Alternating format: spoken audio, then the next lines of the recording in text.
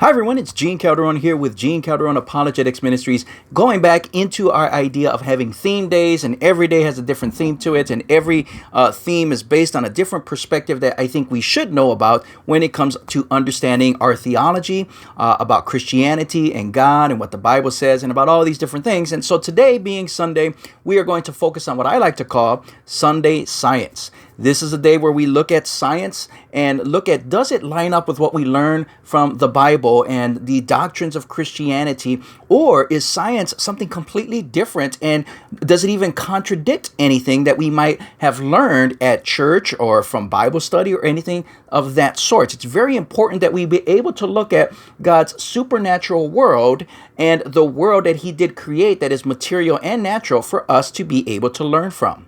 All right, so one of those perspectives that we want to learn, as if you've gone back to some of our previous videos, we were looking at the idea of creation, that there must be a creator if we find a creation or something that has been created. Secondly, when we look at that creation, do we find design in that creation? And if we do, then that implies that there must have been a designer, someone that put it together thoughtfully, had the mind and the intelligence to be able to put it together in such a way that it accomplishes its purpose or functions in a particular way that allows it to survive and be ongoing. As we continue looking at the reasons of why science would point to something that we call theism, it helps us to understand that the evidence that we find on the molecular level helps us point to finding that designer. And that idea is molecular machines. There are things on the molecular level that cannot be described as anything else other than a machine, something that is put together and is operating and has an operating function. And this cannot be explained by something such as naturalism or Darwinism or evolution. The systems that we find in these biological organisms are what we would call irreducibly complex. Okay, it's a big word, and basically what that means is that this biological machine must have all of its parts in its working order at the moment that it's actually functioning in order to survive, okay? And if you take away just one part, it's not going to function, or it's not going to perform the function that it is designed to work as where we find it, okay? And I'll give you an example of what we mean, because I've brought this up to others, and I know it's, for some people, it's not a popular argument. They'll look at this and say it's not a very strong argument. And, well, you know, I'm not a big-time scientist with the kind of mind that some of them have, but to me, I think it's worth looking at, and I'll give an example. Because the question is, well, how could a system that is built by random chance be able to come together? Because it cannot perform the functions that is necessary until all the parts are already there and already functioning for the organism to survive. It has to all be working there in order to sustain life. And so the idea is, somebody says, well, it has most of the parts, and even if you took this part away, it could still be used for this. And they'll give a completely different function, but does that function ensure the survivability of that organism? And many times the answer is no. And if it cannot perform that function, the organism would die off, and we would not have found any evidence that suggests design, which points to a designer. So again, natural selection cannot build systems that will preserve the organism's life. It can only preserve the organism's life when the system is already in place, designed and functioning in a particular way. And evolution cannot make this huge leap just by chance, just by luck. And there's also something known as the Cambrian explosion, which points to the design for life. Because we have 20 to about 35 different body plans that appear with a huge leap in the complexity of those organisms where we have not found any transitional forms or anything that falls in between of those to show us that it stepped here, stepped here, stepped here. No, we see a complete different explosion of all of a sudden these things just appear. And even Charles Darwin himself says that nature does not take any sudden leaps.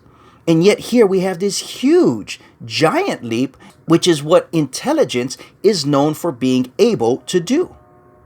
And lastly, when we talk about human consciousness, it actually supports a theistic view of human nature.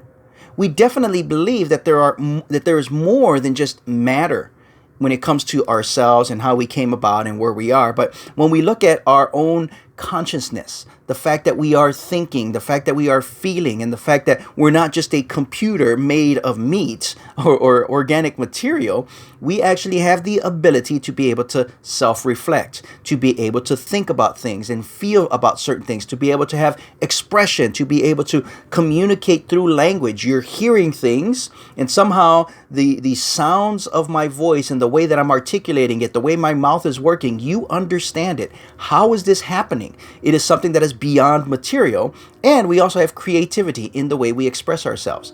And we have this need to worship.